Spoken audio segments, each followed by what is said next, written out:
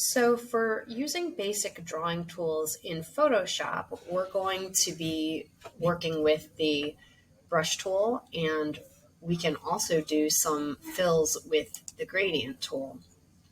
The nice thing about clicking over or hovering over your tools is that when you hover over for a few seconds, they will play a little tutorial video, which is going to give you a reminder of what that tool does.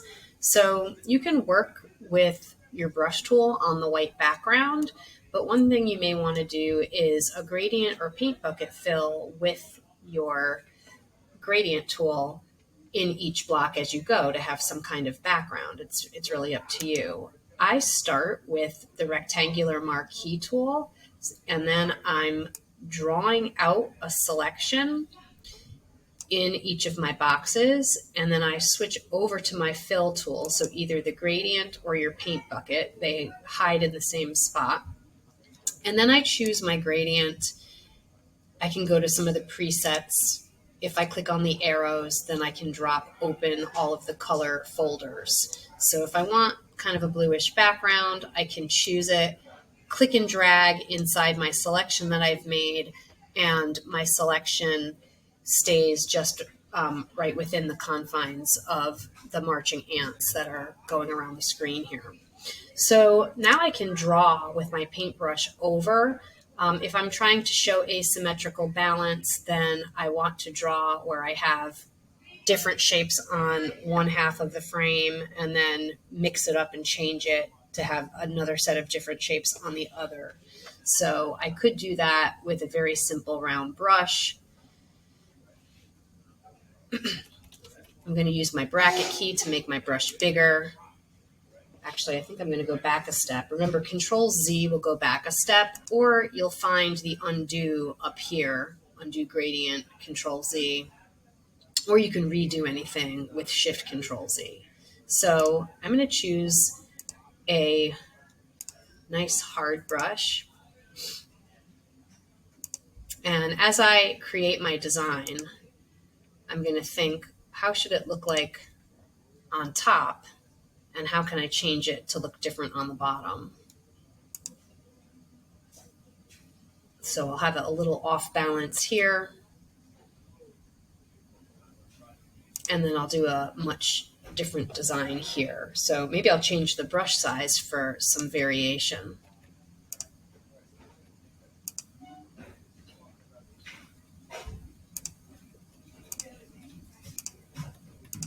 So if we split this frame in half, asymmetry, it is different on the top than it is on the bottom. So that's an asymmetrical design.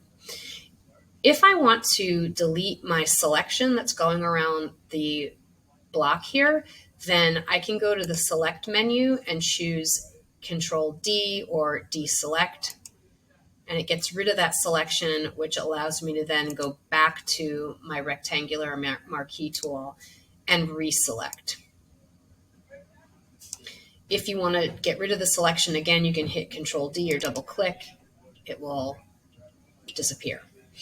Let's see. So for emphasis, let's say I fill my space. I'll do some color emphasis here.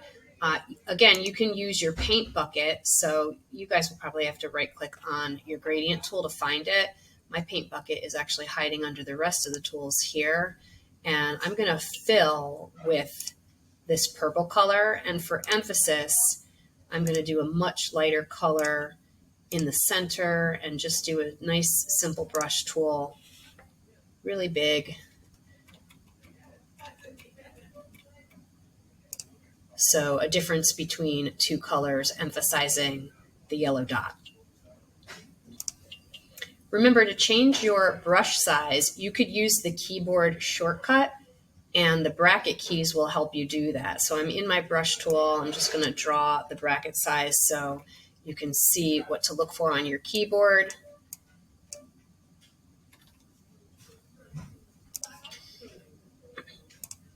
So your left bracket will make your brush smaller, and your right bracket should make your brush bigger. And that's directly on your keyboard as a shortcut for you to change your brush size. So if I hit Control Z or I go back to edit, undo brush, that will get rid of anything I want to go back a step on. So the other brush options, again, remember you can control your size up here when you're in your options palette, and you have a whole bunch of different custom brushes to scroll through here, and you can choose to work with those.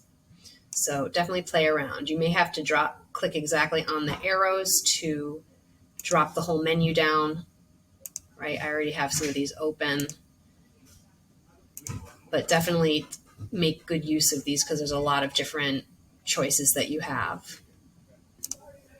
A couple of last fun tools are the symmetry tool. That would be great for using in your symmetry box. When you're in the brush tool, you're going to be looking for this butterfly symbol up here. You can turn your symmetry off when you have stopped using it, or you also have some options to create vertical symmetry or horizontal symmetry. I might experiment with one of these more complicated ones like radial, and you can change your segment count to 5 different symmetrical sections, for example. It's going to give you a box, and I want that to appear in my symmetry box right here, so I'm going to center it. And I'm going to change my color.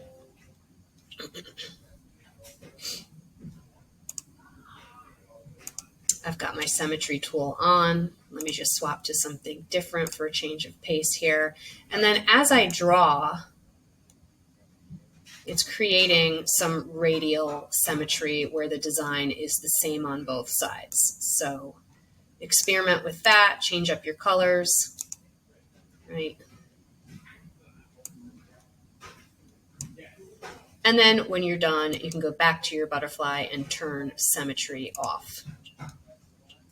If you want to draw ruler straight lines with your brush tool, then you're going to want to hold your shift key down as you draw. So if I click and I hold shift and then I draw in whatever direction, it's going to create a ruler straight line, which can be much different than a freehand line. So that's my freehand line. Obviously, I don't have a steady hand. Again, you click first, hold the shift key, and then drag out your line. Click, hold shift, drag out the line. Now, there's a couple of nuances here. If you hold shift and draw, then it's going to connect with the last point that you left off at. So if I continue to hold down shift, it's going to connect. And you may or may not want that, but it could create an interesting design. So you can utilize the shift key both ways. You can either click first, hold shift and draw to make those individual lines, or if you shift and then click, it will connect the line from where you left off at. Okay, those are some basic drawing skills. Always make sure that you go to File, Save or Save As, and make sure things are going in the correct folder that you want them to be stored in.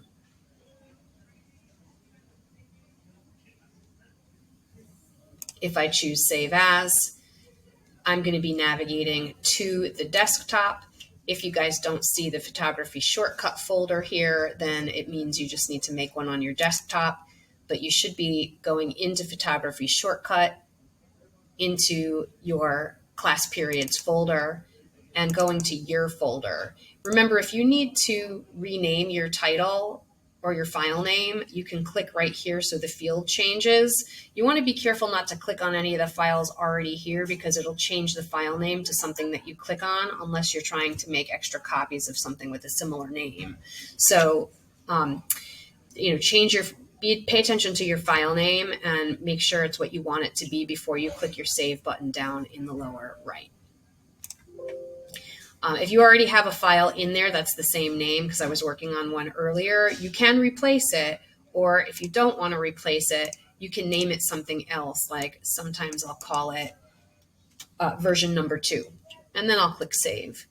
If Photoshop asks you to okay these JPEG options, you can always leave it at high quality for these default settings. I think the highest is actually 10.